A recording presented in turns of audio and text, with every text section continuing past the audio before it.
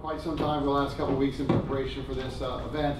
And they're going to give you some perspectives you probably haven't heard before from their own experience. The first person I want to talk to is Raul. Now, Raul's out there, and he was introducing you. You're like so good looking. Are you single? No. Okay, because there's a lot of women I know looking at you. I'm not single. Yeah, thank you. Anyway, I didn't mean to embarrass you to start. You caught my eye, so anyway, not personal. Everything just got very weird. It's okay. I'm a millennial. Let's Why don't you start over? Thank you. Now that I'm turning red. So you have on our screen a demonstration of what you do. Can you go ahead and do that? Yeah. So you guys might have heard my spiel a little bit in the beginning, but our company is Ogulo. I'm the president of our U.S. division. This company has been around for 6 years. We're the market leader in Germany. And what we do is we provide these beautiful home tours. Now you guys are probably thinking, how is it different from some of the other competitors that we've used? Well, we compete based on pricing, which we make our product and services really affordable so that you can use them and justify using them for a $100,000 listing, as well as like $1 million plus. I mean, just last week we shot a $2.5 million listing in the Biltmore, and the house showed beautifully. But some of the features that I can talk about real quick are the analytics. So when you're sending out a tour, it's a URL. You can embed it anywhere from your MLS to Zillow to text messages. The tours show pretty much the same on any platform, any device. But the really unique thing is you can have some of these features that allow you to overlay renderings. For example, like a bathroom we did in Frankfurt that need a lot of work, but this is what the clients are seeing, so they can see the vision that sometimes is not there. As real estate agents and real estate professionals, sometimes they're relying on you guys to do that, but a picture's worth 1,000 words. And I like to say that 360 picture is worth 10,000 words, because you really get the full immersion. So our DIY solution provides a platform where agents can take a little camera. It's a 360 camera that you place in the middle of the room, takes a full image of the space, and then you overlay it through our software. We piece it together into a beautiful tour that you guys can send out to all your clients. So yeah, we're going to be outside here. If you guys have any questions, I'd love to even set up a demo. And we're going to do a little promotion for you guys. The way the pricing works, I don't want to dive in too much, but it's basically per user, per tour, and we have little packages. So if you have a team of 3 people, 5, 10 people, you guys divvy up the number of tours, and everything's incredibly highly branded, so it's all your platform. It's almost a white label solution. Thank you very much. Well, let's go down and have the other panelists introduce themselves to you and what they currently do in real estate. Or maybe not. Hi, I'm Jennifer Wehner. I run the Wehner Group. We're a mid-sized team with eXp Realty in Scottsdale. I've been in real estate for 15 years. I'm a mom of 4, a foodie, a skydiver. The real estate market is changing rapidly. I've seen that at a pace I've never seen before, so I've been really excited to hear everybody talk today, and I'm happy to share. Thank you, Jennifer. I was told I need to use the microphone instead of my booming voice. My name is Eden Sunshine. I'm currently the Vice President of Operations for Realty Executives here in Phoenix. The reason I'm relevant, I hope today, is I come from a coaching and consulting background. Back in 2000, I started a company called Level 7, or developed a business development system called Level 7. In 2004, I was approached by a real estate coaching company out of Ottawa their market was specialized on high-producing agents. In order to be part of their program, you need to be doing $750,000 in GCI or greater to even be considered for their program. I actually started consulting them on how to build their business, and after several months, they felt that what I was doing for them would be a resource to their agents, who were all in the process of building teams and making that shift from being great real estate agents to great team leaders and business leaders. And so that's how I've been relevant. I've been working with those folks for 14 years, and a year or so ago I joined Realty Executives to help the brokerage firm. So you're one of 2 non-licensed on our panel today, which is a rare opportunity for us. My name is Hilda Villaverde, and I've been in the beauty industry for next year. It'll be 50 years that I've been a hairdresser and salon owner for 25 years here in Scottsdale, Arizona. And the reason I'm here today is because several years ago, 20 years ago, I started writing books. So I've been an author for 20 years. And the most current book that will be out in October is titled Living Brave, Women in Business. And so over the 50 years that you can imagine, I have worked with women and talked to women and gotten their stories about their lives. And this is a collection of women, all of them business owners here in this area, Scottsdale and Phoenix. And I have put together 50 voices in this book. And my relevance today is that I bring the expertise of a different industry for you, but not very different. When we talked about it, Randy and I, we also are a commission, or you get paid for how much you produce. And also owning a business as a woman is a whole different thing in our community. So I'm excited to be here, and thank you, Randy, for giving me this opportunity. I do have a license, a real estate license. I've had one for almost 15 years. Good morning, everyone. My name is Blaine Wiggins. You know, there's always that one person on the panel where you're like, how did he get on there? That would be me. That's my job today, to make you wonder the whole time. Oh, no. I was saying to me, I'm like, thanks, you didn't appreciate that. I make fun of myself, but when you make fun of me, it's awkward. No, so I've been in real estate for just a little over 4 years, so I'm kind of a rookie. I met Randy through the Success Institute. Has anyone ever heard of the Success Institute here? I'm a huge fan. I graduated from that. It was a big part of taking a leap from learning all the 90 hours that you have to do to satisfy your classes and actually apply it in real estate. So I'm really grateful for the Success Institute, Apply the Success program. I think the relevance for why I'm here, I have a unique, probably a little bit crazy, I work 100% in two very different marketplaces. And so I sell homes here in the valley, but I also sell cabins, second homes up in the mountains. And so I'm back and forth every day, every week, all the time. And it's a little bit crazy, but I hope to tell you a little bit about why I think it's a great way to differentiate, put yourself in multiple opportunities to succeed. So it's good to be here. Thank you, all of you. Raul, we were talking yesterday, and one of the things you sent to me that you might be able to talk about is some tech trends and tools that they should be aware of to enhance their business services.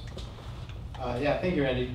First of all, can I ask everyone to just flip to the agenda for today? Kind of bothers me, but they misspelled my name, so if you guys wouldn't mind crossing it out, it's R-A-U-L. No, it's a little What bit. page does anybody know what page that's on? So we.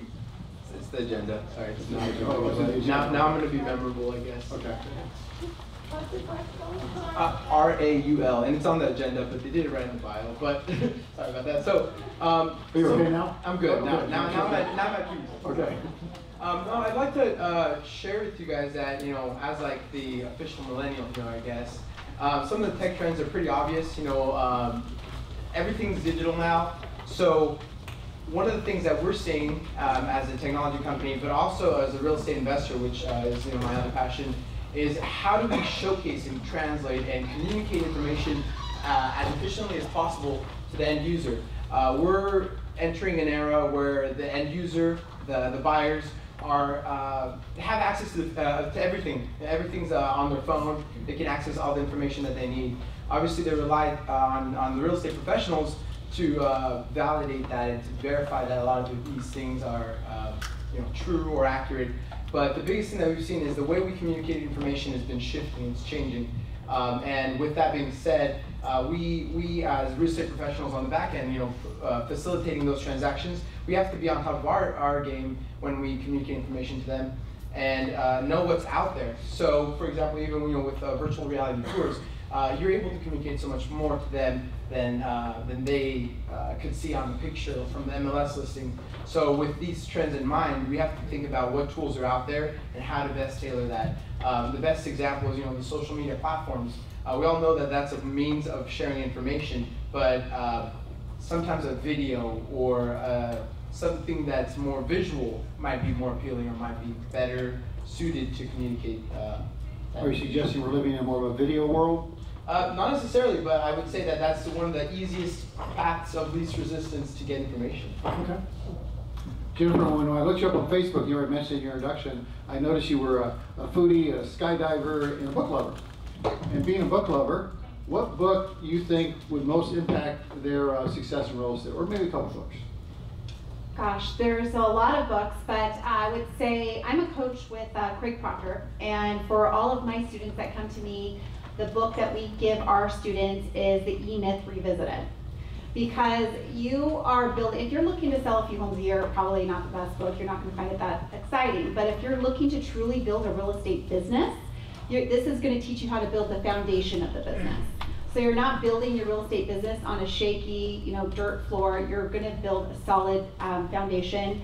My biggest takeaway from that book is systems, because systems are super important in everything that you do. I mean, I systematize my kids, so let alone my real estate business. I also, if you guys like audiobooks, I know a lot of you are out and about.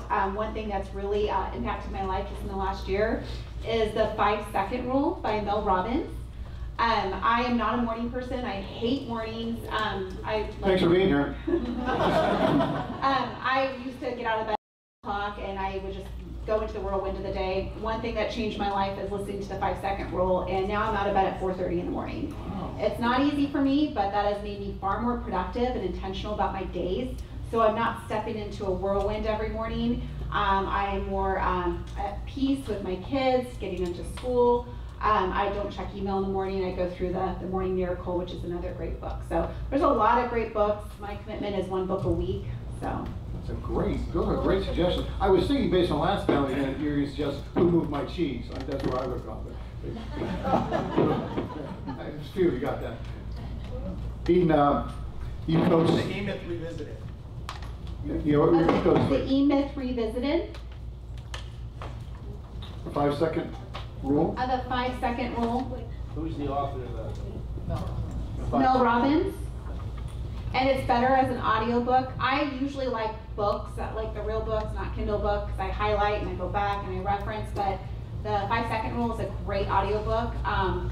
Mel Robbins, she's very easy to listen to, and I cuss. I'm not too ashamed to say that, but she even lets a little, it's very genuine when she comes across. So if you're offended by the D word or the S word, I think she drops like 1 or 2 of those words. But it makes it more real for me. Eden, you've coached a lot of high-level agents. I know you've talked to them a lot, but what have they taught you? What have you learned from them? Well, first of all, just a point of order. If you go to the program there, next to Eden Sunshine, right, that really is his name. I know you're asking that. And Randy actually asked us to stand up, and so for the short people up here, you'll be able to see us. I don't know if this has helped at all. What was your question again?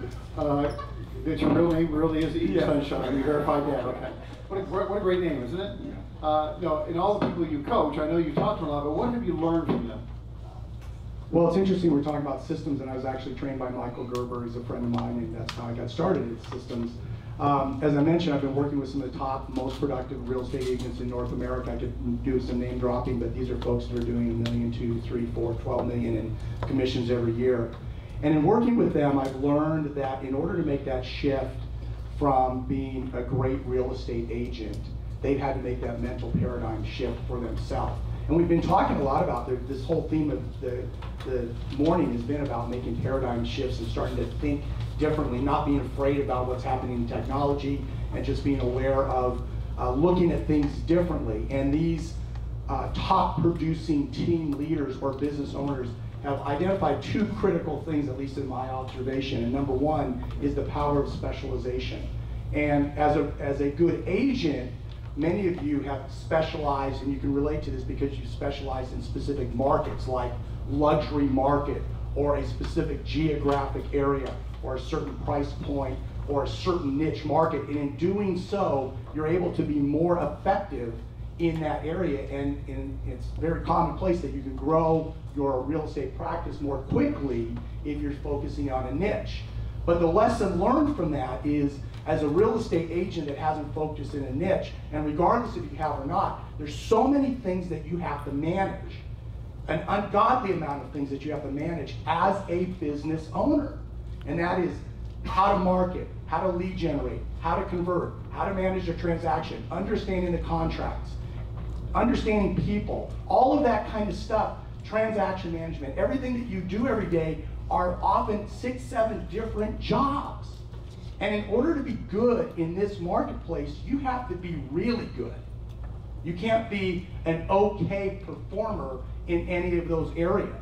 And so these great agents that have become great business owners understand that if they're going to do something well, they've got to focus on one thing. If they're going to be the listing agent for their company, they're going to be the listing agent. Then they get somebody who can be a great transaction manager and an admin support and a listing coordinator, marketing, or whatever it is. And so they've learned that they have to specialize and focus on what they do really well. Secondly, they also understand that in order to really grow and stay competitive in this marketplace, they have to make the shift from being great realtors to great business owners. Because what we know is statistically, there's an ever-increasing volume of business that teams are getting compared to the individual agent. As an individual agent, it's going to become more and more difficult for you to compete. So those that are making the shift and recognize that in order to be great and grow, they have to start thinking like a business owner. And this is the hardest thing for them, because many of them are really good. I mean, when you're producing $1 million in commissions a year, you've gotten really good at being a real estate agent. And they've learned that they have to be able to step out and say, I've done a good job of that, now I've got to be a great business owner. Well said. Thank you, Eden. Hilda, as you mentioned in your introduction, you're not here because of your real estate production, although you did sell a number of homes when you first got your license back, I think, 2004. You're really here because there's so many other reasons, but the books you're writing, and the book you're writing right now, I think you said you've interviewed over 50 women. And what have you learned from these women about when they encounter challenges or roadblocks or changes in the industry like we're experiencing? What have you learned from them and then moving forward? Okay, I really want to talk about roadblocks because every single one of you has come up against roadblocks. You know, when you hit that wall, when you come to a dead end and you're not sure what to do. But let me start off with saying this. Any business, no matter what business you're in, and all of you, and I really appreciate what you just said, you're all in business for yourselves. Whether you know it or not, that's what you're doing. Any business is about solving problems. You're solving a problem for a client, for a customer. You're solving a problem. You're trying to get them into a home, into a business, whether you're commercial or residential. That's all we do. I happen to solve problems for women with their hair and with people who want to be inspired. I write inspirational books. But every single one of you, so if you can just own that right now, right here, and just say, I solve problems. So now what happens when you become very successful? You have a lot of problems. Isn't that great? I mean, it's so much of an attitude change, isn't it? About when you start seeing yourself as, yes, I have problems on deck because I have this many. Right now, currently, I'm trying to back away from the beauty industry because I've been standing for such a long time, but I carry 500 clients. That's a lot of problems. So, but the good thing, how many years? I mean, it's a so let's get that first. Let's go ahead and accept that you're solving problems. And so what does it say about it? If you have a problem and you don't have a solution, why worry? If you have a problem and you have a solution, why worry? Just get it done. Get the next thing done. So I really want to just bring that home. With that said, you're always going to have roadblocks. If you have a team of people are going to leave for whatever reason, you know, you're going to be building all the time. Don't let those things surprise you. It's almost like we have this mental breakdowns when things change. And so once you understand that you're always going to have problems and accept that and just go forward and get that one worked with and see what you can do with that one. And then when you meet a problem, when you have a roadblock, then how can you diversify yourself? How can you climb over the wall, go around it? What do you need to know then in order to build yourself and stretch yourself so that you can meet that roadblock? Well said. Blaine, I adore this man. He is so genuine, so sincere. How many kids you got? 5, 4? I can't keep track. I lost track. You lost one? No problem.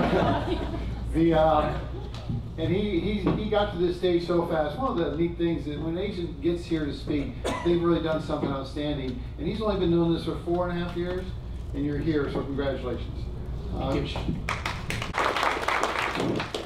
Share with us how you're managing this concept of selling homes in the valley and cabins in the woods.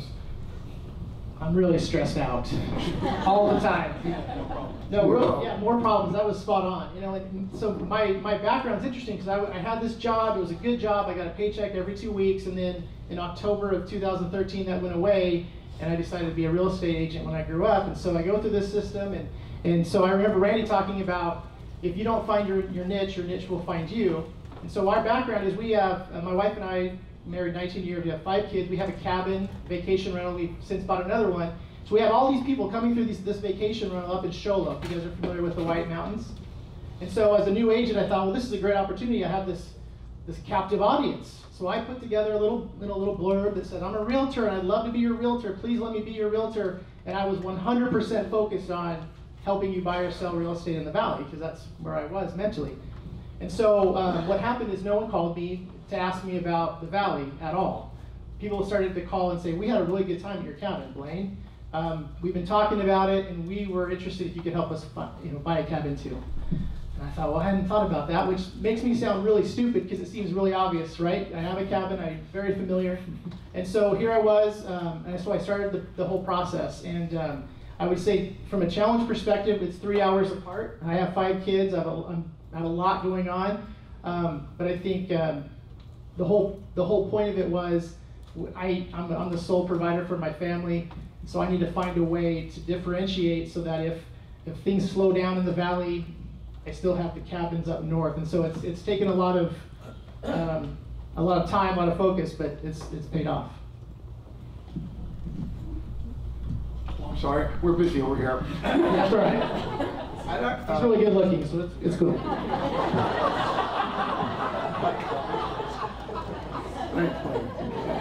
Thanks for taking us back there. We'll probably do it multiple times throughout this panel. So It's not that funny, is it relax? I know, I'm sure it is. My girlfriend's gonna see the live feed and just get really jealous. No, actually, just to kind of open up a little slight discussion on this. This is really interesting because I think all the speakers have touched on being unique, kind of differentiating yourself within the market, and that is incredibly important. I think we all agree that we're better at one specific thing than everyone else, and because at the end of the day, we're all in the same business. And to my earlier point, information that we can provide our clients is already out there. They can get that information from Zillow and other sources, even if it's not spot on, even if their comps may be a little bit off, little things like that. But at the end of the day, it's the person behind the service, and that's what you have to differentiate and communicate to your audience with the different tools that are out there. So I just wanted to kind of wrap that point up there. Thank you. I'm ready for your next question. Well, I'm going to jump to Jennifer for a second here because Jennifer and I were talking about skydiving, because you skydive a little bit. And how do you relate that experience, which is quite an experience, how do you relate that to either a market or being in real estate? Go ahead. So actually this comes into play just recently for me. As I said in the intro, I see the market changing at a rapid rate. I mean, this is what today's about. And I am scared. This is how I support my family of 6. I am scared about the homies and the purple bricks and the open doors and the offer pads, and so it is scary. And I was with a big name brick and mortar brokerage, and in April of this year, right at the time we were at the busiest time ever, I had 50 escrows, I had 50 listings onboarding. It's been the busiest we'd ever been. I moved my team to an agent-owned cloud-based brokerage. That was like the feeling before you jump out of a plane, where you don't know if you're going to go to the bathroom, you're scared, like oh my gosh. And it was very scary for me. But I saw the market changing, and I knew I had to be the visionary on my team and to make the change before the market caught me. And the market did caught me. The market caught me in 2008. I had 15 properties. I almost lost everything. And I vowed to myself, to my family, and my team that I would never let that happen again. So after I made the change, just like it's skydiving, the skydiver company told me not to tell you this, but it really wasn't scary. It was exciting. It was fun.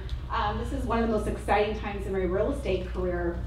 And then after, the chute pulls and you feel at peace. And you feel like, and that's how I felt after. I'm like, I made the right decision. But they told me not to tell you that because it's actually really, I guess people go to get scared. It's really not scary. That's why I keep going. Bungee jumping's worse. So, does that answer your Thank you, question? very well. Eden, we have lots of conversations with each other almost every day. And one of the most common words you say is systems. Matter of fact, I think you have a 7-step system. Can you talk to us about systems, maybe your 7-step systems to success? You know, when I started this back in 2000, and systems was a key part of the conversation, and Jennifer brought it up, and you've heard it throughout the conversation today. Jeff brought it up, and Jay brought it up, systems.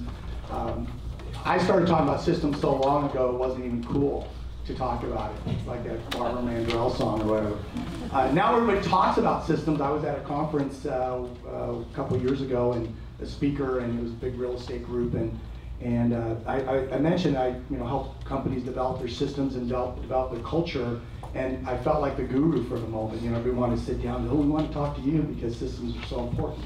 But people misunderstand what systems are and what the purpose is of systems. And the reality is, everything you do in your business has a system. There's a process. Sometimes we think of it in terms of an action plan, a series of steps and activities that lead to a specific result. A policy, we refer to as a policy, as a system because the policy is written to produce a specific result, or a process by which you do a listing presentation, or work with a buyer, or conduct an open house. Those are all systems, and they're all there to create or to produce a specific result, which enables for replication. Because the biggest fear that we have as a business owner, and I'm going to refer to you as business owners for the rest of my time up here because you are, our biggest fear when we bring people into our organization is the fear of their inability to replicate things the way we would, right? I can't possibly give this to somebody else. I can't let them take this potential buyer or send them out on this listing presentation or hire somebody to handle my transactions because you're afraid. You're afraid they're going to mess it up. You're afraid they're not going to get the result that you would get. But a system gives you the freedom to do that if it's well developed. So it eliminates that fear, and so that you can begin to replicate and bring people into your organization so you can begin to scale it up. The other critical part of the process is accountability. Because if we've got great systems but don't have an environment where we're confident people are going to follow through, then there's no value to the system. So establishing an environment where you say to somebody, will you follow this system? And they nod their head like this gentleman has, then I have some confidence as long as I can trust in his word. Now I know one of the questions that goes through your mind, if I have agents working for me and they're independent contractors, can I hold them accountable? What do you think? Yes. Absolutely. Do you hold your vendors accountable? They make an agreement with you to perform a service in a timely manner for a set price, and if they don't do it, what do? Hasta la vista, you find a new vendor. So when we talk about systems, we talk about really creating an environment to support replication, which will give you confidence in giving other people the opportunity to do the work, and then you establish an environment of accountability where you're absolutely confident they're going to follow through and use the systems that you've given them. Very well said, thank you. Hilda, I've been in your hair salon. Notice. You want the address? No, just kidding. Now you know I'm here. It's an amazing experience, and when you go in there, the energy, the vibe, the culture, the small little boutique place, it's incredible. And I know that doesn't happen by accident. So tell us what you've done to make that happen consistently for every client that creates that we want to come back here again and again and again. Systems. It was about 30 years ago, I decided I was done. I wasn't going to be in the hair industry anymore because it was changing so quickly, and I thought maybe I was getting too old for this. And all of a sudden, one of my sales reps came in and introduced me to a new organic product 20 years ago when organic was just becoming popular. And I said, what is it going to do for me? And the product is fantastic, and it's organic this, it's organic that, organic hair color, ladies, for those of you who, we all color. But anyway, so the difference was, So the difference was that this company had a system for us. Not a system of the product or the hair color, but a system, and it's called the 8 Steps to Financial Success for Hairdressers. And I really came into this system. And Eden, here, I'm going to just tell it to you in a nutshell. This is the beauty salon. That's number one, the step number one, nice and friendly greeting, eye contact, shaking hands. You do that when you're meeting a client. The second is the consultation. Sit down with the client. What is it that you're looking for? And really listen. And then the next step is, really creating, giving them a great shampoo. I mean, it goes on for 8 steps. The last one is rebook them. Get them back again. And how I transfer that into the real estate industry is make sure that you've connected with them well enough that they're going to recommend you. And they're going to want to come back to you. So the system works very well for me. And when you have independent people, we have independent people. We have a tiny salon. There's 4 chairs. There's 6 of us working in there. But at the very beginning, you establish that with your agents, right? You establish that we have rules and regulations. We have a system that we follow. And then when something happens, a problem occurs that you need to solve by letting go of someone, you're not firing them. The system is having to let go of them. Does that make sense to everyone? So it's very helpful to have a system in place. So to answer your question, that we have a system, and all the people that are with you, it's your culture. It's the culture of your real estate company, and it's the culture that you provide, and this is how we come to this culture, and this is what we do. And so to be consistent also with your culture. Thank you. Blaine, you touched on your 2 markets. Is there a difference between working with a client looking for a vacation home versus a client looking for a home? How do you adjust? Yeah, and it's funny because I didn't realize that there was a real difference between the two. Actually, I'd say maybe 3-4 weeks ago, I had an agent from my previous brokers that called me, and she owns a cabin up in Happy Jack, and so that's where they go and to get away from it all. And she reached out to me. Someone said, you should call Blaine, he's the cabin guy. So she called me up to pick my brain because she had an opportunity to do a listing presentation for someone else that actually had a cabin in Happy Jack. So she said, it's pretty much the same thing, right? And she'd been doing real estate for like 15 years. And I said, no, it's really not. There's a different pace. There's a different flow to it. There's nuances to the mountain. And I think the most important thing is, and understanding the 2 differences is knowing your market, just in general, and understanding. So here, good example. One of the first times I ever went out to go and sell a cabin, I made arrangements with these folks. I went to the Holiday Inn to pick them up in my Chrysler 300, real mountainy type vehicle. And they come out and they're walking out, and I could see them looking at each other and talking. And they walk up and they say, Blaine, would it be okay if we drove? Really embarrassing, right? So sure, so we get in their 4Runner. Now I'm sitting in the front seat. The wife's in the back at her insistence. I just feel like a little kid being driven around by my client. And we look at some properties, and then we stop somewhere, and I get out to go get a key. And I come back, and the lady says, Blaine, we really like you. And you know that nothing good's going to happen right after she says it, the way she says it, right? We really like you. And so here comes the big but. She's like, and we know you know the market, because I did know them a little bit. She said, we know that you know the market.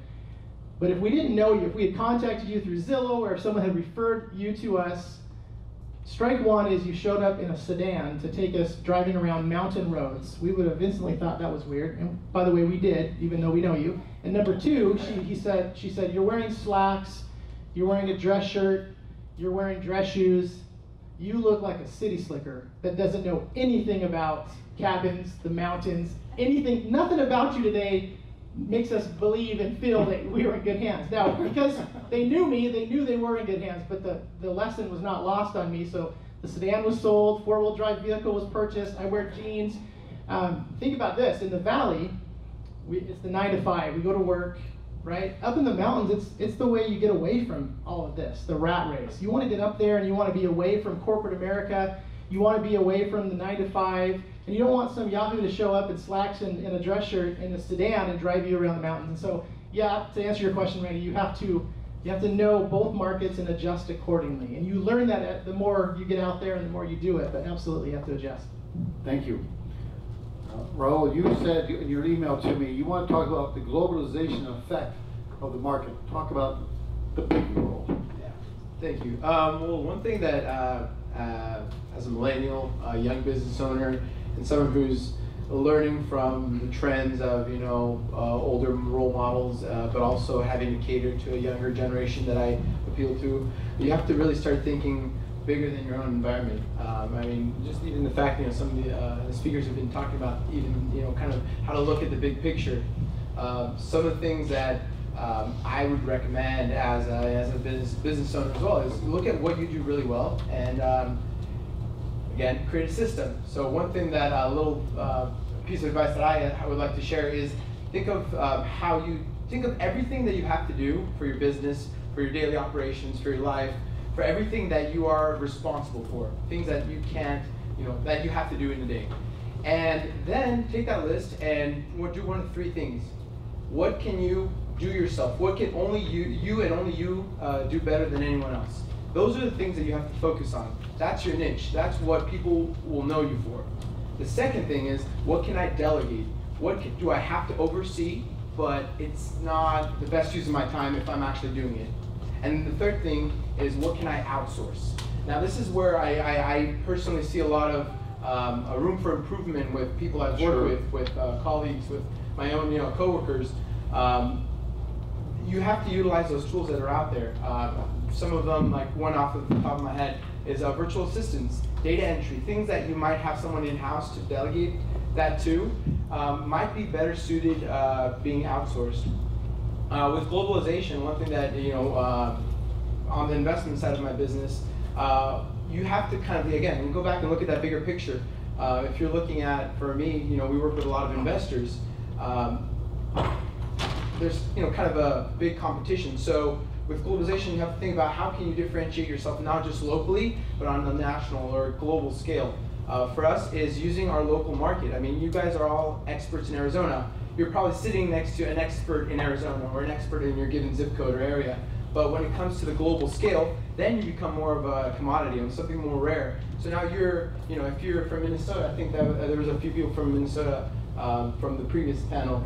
Now you're the Arizona expert from Minnesota. So one of my pieces of advice would be to look at how you can differentiate yourself, not with your local little environment, but scale that, and then use the tools that are out there beyond your local environment to be able to be more efficient, to be more focused, and that way you can provide the best service you can doing the things that you do really, really well, and then be more efficient by having other people help you with other things that you probably shouldn't be doing or shouldn't, someone else can do more efficiently than you. So to wrap that, so do it if it's in your wheelhouse, delegate it if not, or outsource it. Yeah, whenever possible.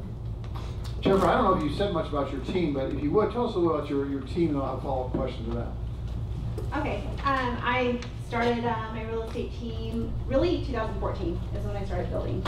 And I wanted to delegate. There's certain things I'm great at.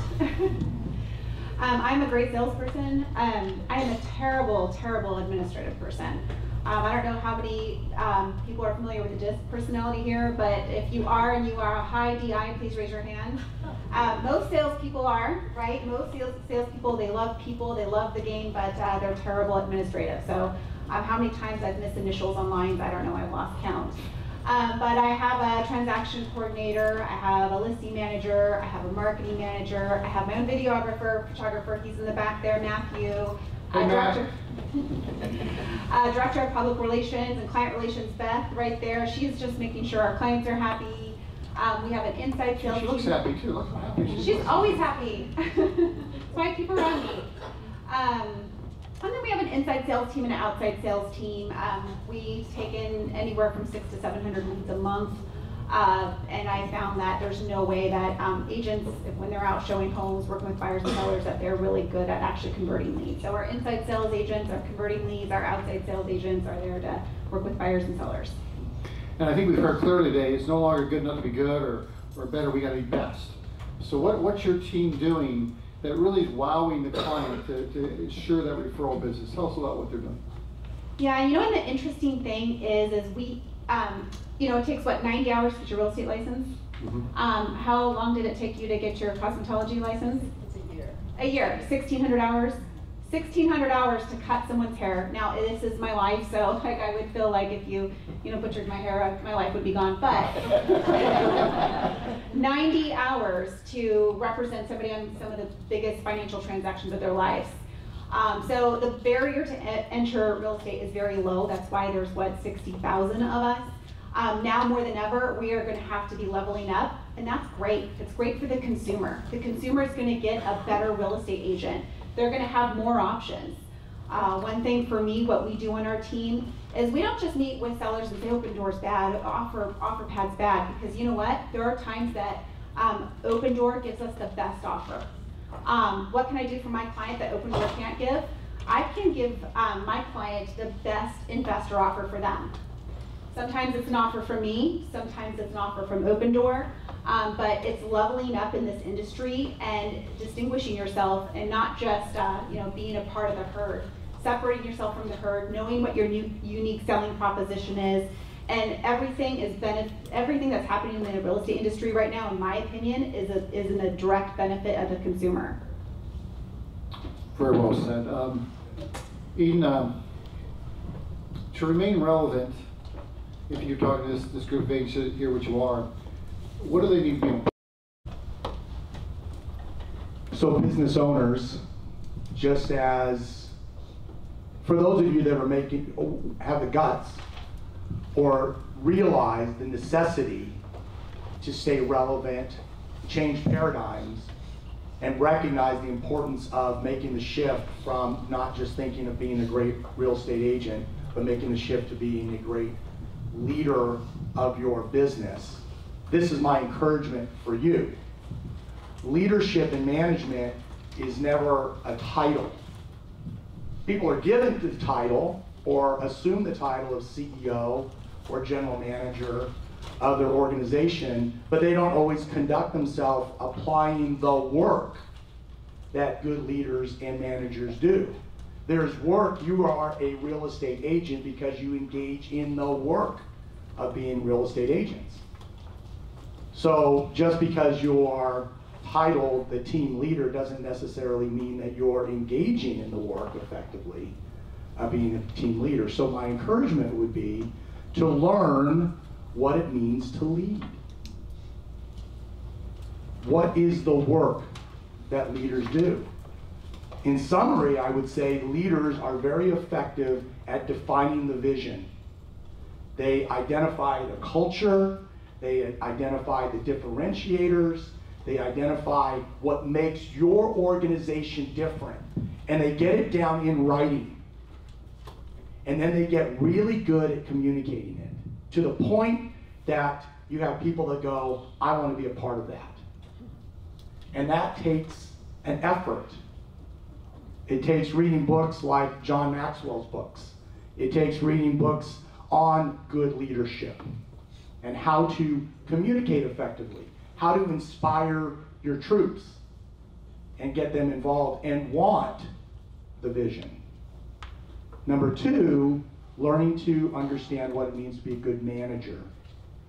Unfortunately, a lot of people are given the title in organizations of being a manager, but all they really are super technicians. In other words, they take the best hockey player off the ice and they make him a coach, and they assume that because you were Wayne Gretzky, that you were going to be a great coach, and we saw that problem. And great coaches don't always make up the best players.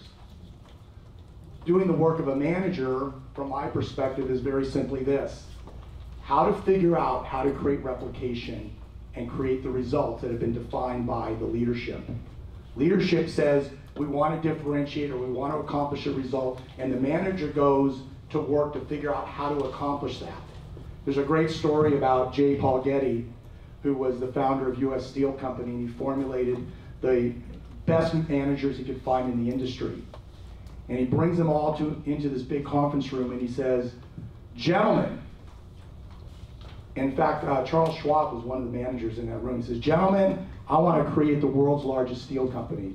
You guys figure out how to do it, and then left the room.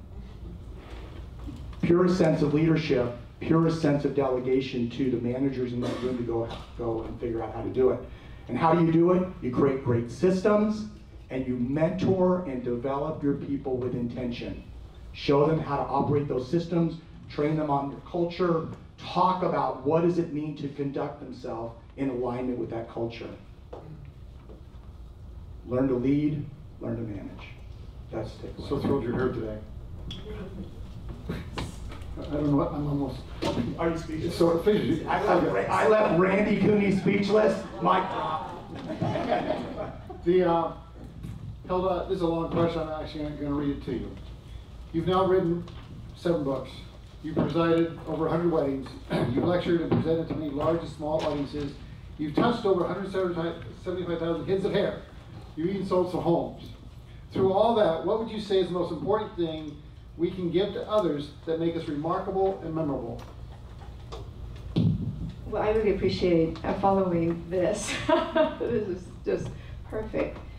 I think the last thing that I want to say about that, how do you leave yourself remarkable, is that for people to remember who you are, you really have to grow yourself from the inside out. Because everything that's going on out there in your business life and in your life really begins from the inside. And I agree wholeheartedly with you, Eden, about that. Read, listen. I am, as you, my car is a university. I'm listening to books all the time. I never drive anywhere where I'm not listening to another book. And for me, it's 1 book a week. That's what I listen, I know I want to do that. I want to see what's going on out there. Because the one thing that I know for sure for all of us, because my books are inspirational books for women, we need inspiration. Because if you watch the news or if you are involved, the big thing right now is the fear of this is going wrong, that's going wrong, nothing's working, that is not true. It's not. We're thriving. We are.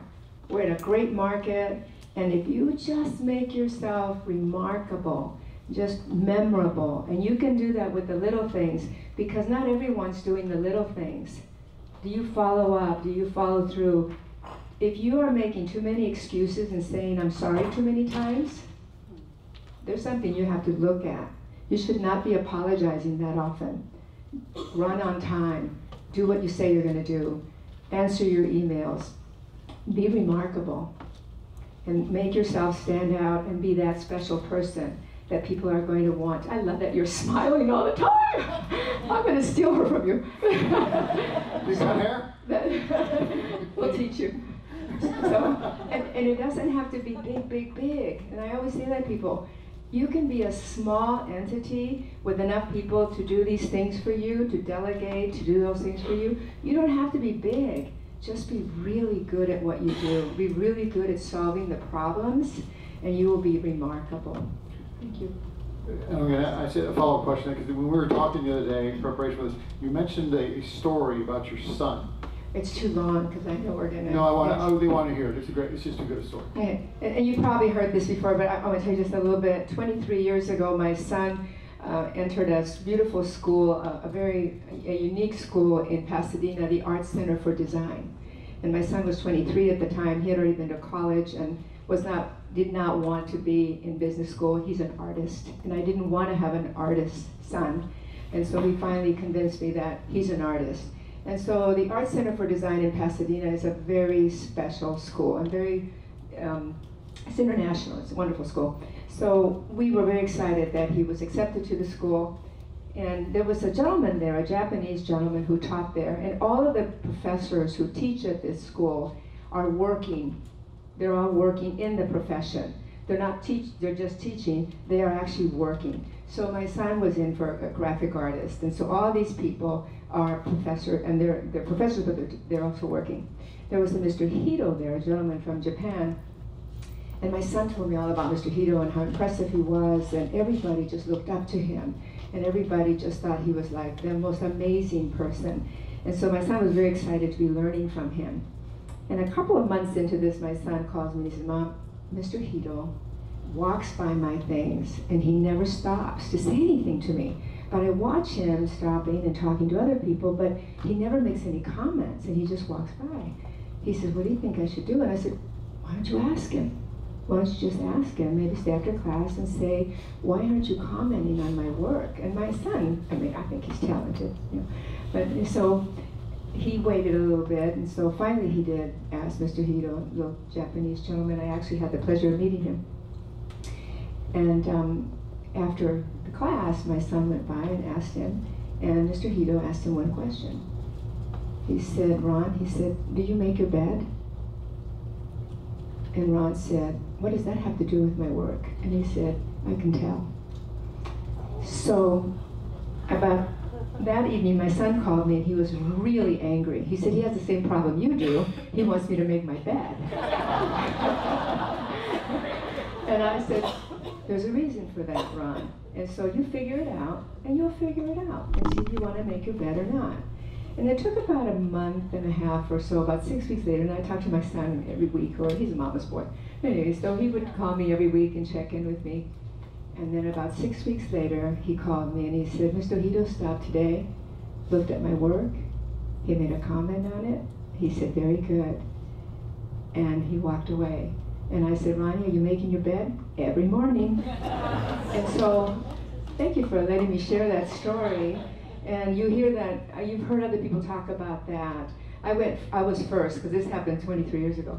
But that piece tells me that how you do one thing, you do everything. And so if you're organized, if you're focused, if you're deliberate, and that's exactly what that making the bed was about how you do one thing, you do everything. Thank you for letting me share that story. I'm so glad I made my business for you. Okay, Show of hands. Who made your bed this morning? Oh, no, here, show of hands. So, how do you follow that? Well, Blaine, here you go. Raise your hand if you're like a year new in the business. See yourself as new in the business. Okay, a lot of people new in the business. So you're still, to me, new in the business.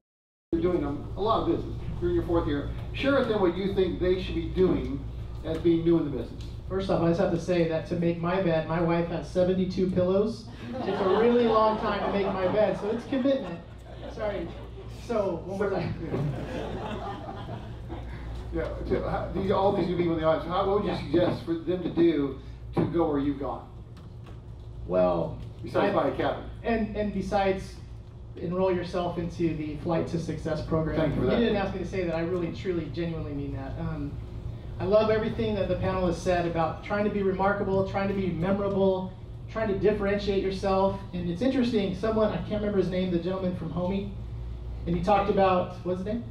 Dane. That's right, Dane. And he mentioned something about just, it's going to come down to your level of customer service. It's going to come down to your level of what you present. I actually went to a listing appointment last week. I'd never heard of Purple Bricks before. And they proceeded to tell me that they had just met with someone from Purple Bricks. And they told me what that was about. And so that was a little bit of a bombshell because I don't charge the same amount as Purple Bricks. And so, but in that moment, it was about connecting with them and telling them what I was going to do that I felt was above and beyond. And I tried to make every one of my clients feel like they're the only ones that I'm working with. And when I was brand new, that was really easy because I wasn't working with anyone else. But as you build your business, it's a lot more challenging. And so I would say if I did 50 transactions last year, 3 cross agents maybe stand out as someone I was really impressed with.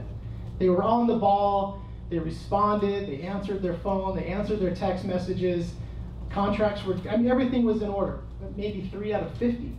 So I think it was Jennifer that talked about just the bar and leveling up. I think if you want to be committed to being as successful as you possibly can, you can do that if you choose to do that. I had a lot of employees, I had over 1,000 employees that worked for me before I came into real estate. So oftentimes a lot of them will reach out to me as they're considering real estate. And I said, the greatest thing that I love about my real estate career is that you 100% get to dictate how successful you are.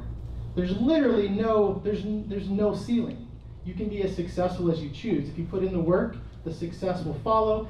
If you treat people with respect and kindness, and you give them the service that you would expect and that they deserve, you're going to succeed. It's a very, very simple equation. And so I would just say, I know a lot of you are much more tenured than I am, but that's what I really went into this trying to accomplish, was just wow them.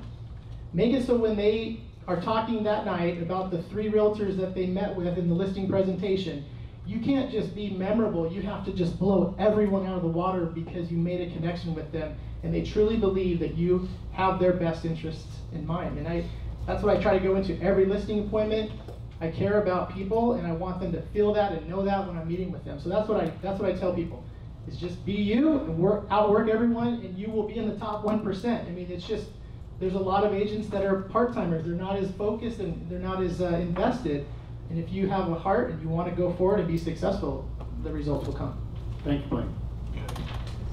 He has a, we don't have time to cover this, but he has a listing presentation that is rock solid, and he sometimes gives it to people, so if you want to say afterwards, hey, can you help with my listing presentation? It's amazing. Also, Hill, I meant to say, you have your book launch is what day? I know it's coming up. October 27th. You want to look on livingbrave.net. So it's going to be sold out. It's a launch. Can men come? Can men come to your conference? Okay, just wanted to. So just to wrap this. Oh, did they not hear you? Okay. We have a book launch on October 27th. The book is Living Brave Women in Business, and there's a conference, an all-day conference for women and men can come. Also, it's a Hilton, but just go on livingbrave.net, and the book will be out that day, and a conference for women, and you fellas can join us. Thank you. By the way, this is an accredited class, so if you're leaving early, you're disobeying the rules of the real estate department. We're all going to stare at you as you leave. We'll see this. So, just to wrap, give us one last thought that you'd like to leave us with. Go ahead. Think of who you want to be, what you want to be known for, and reverse engineer where you are today with everything that you should do. And it takes time to put it on paper, where you want to be, where you are, and where you want to be. Reverse engineer where you want to be. Thank you. This is spoken from an education junkie, because I am one. I never leave a learning experience, whether it be a conference, a mastermind, without one thing I'm going to implement. So if you can just make yourself a promise today and implement one thing that you learned today, I guarantee you'll see results. This is a pop question that I wasn't prepared for. I left all my best stuff at the table. Next. We're coming back. Go Cardinals! Go Cardinals! I think that the best thing I can leave with is listen, really listen, not just, there's 2 types of people who listen to hear and people who listen to talk, and be a person who listens to hear and truly listen with your heart, because I think the most successful people are heart-driven. Thank you. I would just say, just care about people. When you go in to work with someone, it's not about you, it's about them, and find a way to be different. Whatever that means to you, you have strengths, you have skills that are different than everyone else. Find those strengths, find those skills, and put those at the forefront and help people understand how those skills are going to help them achieve what it is that they're trying to accomplish. And if you kind of hone that in and you make that your brand, you'll see a lot of success, I think.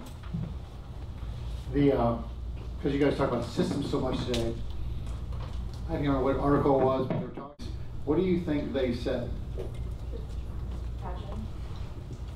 Empathy. Enthusiasm. Sitting right over here, Miss Enthusiasm. We saw that when you came in the room. Yeah, enthusiasm. So be what? Enthusiastic as you go out there. I hope this last panel has uplifted you a bit, because I know that second panel got you like, oh my gosh, what's going to happen? And it's going to happen. Whatever's going to happen. But you don't need to worry about that if you're what? All what these people have been. So thank you for being with us today. Oh, Whitney, you got some, go ahead. I got to get Whitney here. She's got some wrap-ups and things she can tell you. We'll be back next month. I believe we're doing the luxury seminar. Okay, go ahead. Thank you, Randy, and thank all of you for being here today. We love doing these seminars. We love having you on campus. Our next seminar is the Luxury Home, September 28th. I encourage you to register early. It's one of our most popular, and we'd love to have you back. Just a reminder, today's class counts as 3 hours of general credit towards your license renewal. For everyone that was here on time and stayed the whole time, certificates are going to be emailed And Kristen, was that information put into the packet of how to access? So everyone here already has an online account. For those of you who have taken classes with us recently, you know you get a certificate emailed to you by the end of today.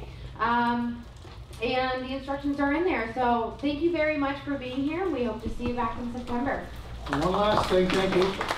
In the packets, all these people are featured in there. If you want to reach out to them, let's thank them.